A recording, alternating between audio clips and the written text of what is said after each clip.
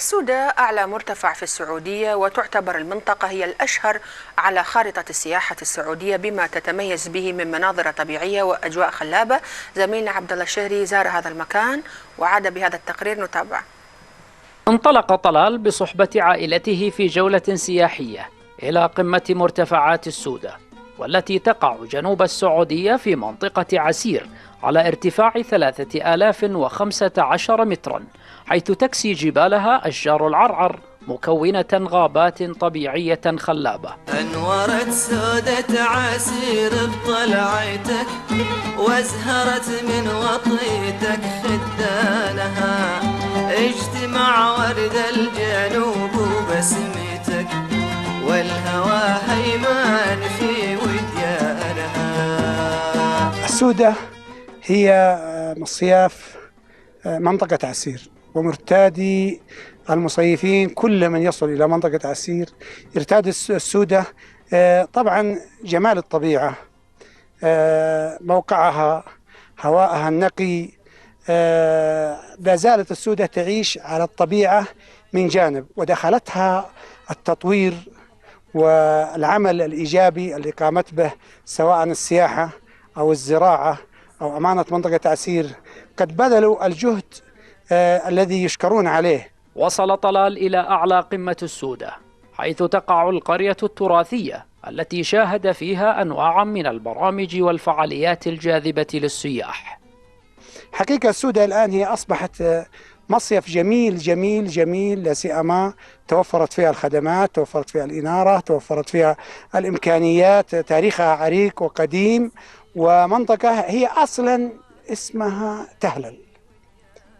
في الأصل هي جبل تهلل، وجبل تهلل هذا له تاريخ وله ذكريات. السودة من أحد أهم الأماكن السياحية التي زرناها هذا العام في منطقة عسير. تواجد الكثير من الفعاليات التي تجذب أهالي المنطقة، وكذلك السياح القادمين من خارج المملكة العربية السعودية، وكذلك الزوار من داخل المملكة. هنا في هذه القرية توجد العديد من الأسر المنتجة التي تقدم أنواعا من المأكولات الشعبية والمصنوعات اليدوية، فهي تستثمر وقتها وجهدها لخدمة السائحين بما يعود عليها بالنفع الاقتصادي. والله صناعتها يعني خبز من البر، بر البلد، بر النجران وبر دبي، مخلوطة يعني مخلوطة على حبة البركة، ومغشات معانا للحم وفواكه خضار. وعندنا ما شاء الله القبال، ما شاء الله يعني عندنا السودة هنا يعني مشهورة. القبال عندنا ما شاء الله، يعني أقول للزوار وللسواح يجون عندنا مرحبا ألف. في السودة يقام كل عام مهرجان الطيران الشراعي الدولي، الذي يجمع نجوم هذه الرياضة الشيقة لإضفاء مزيد من المتعة في المكان.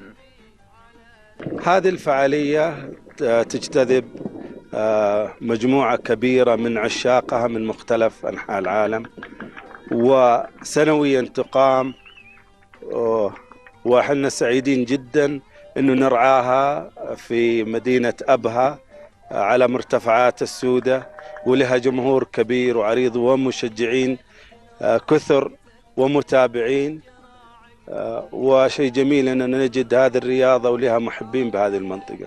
وأول مرة أجي منطقة السودة، صراحة أجواء رائعة ولا أروع، طبيعة الناس وترحيب الناس من أحلى ما يكون. انبهرت بوجود التنظيم هذا كله صراحة. إن شاء الله سنة عن سنة وبيزيدون الطيارين، بيزيدون الناس للمهرجان هذا. في أجواء سودة عسير الفاتنة وجوه رسمت عليها البهجة والسرور، وأخرى عادت إلى ذكريات الماضي العريق، والبعض عاش لحظات من المغامرة التقطتها عدسات ذويه. عبد الله الشهري، MBC، أبها. زميلنا عبد الله مستمتع بالسيلفي.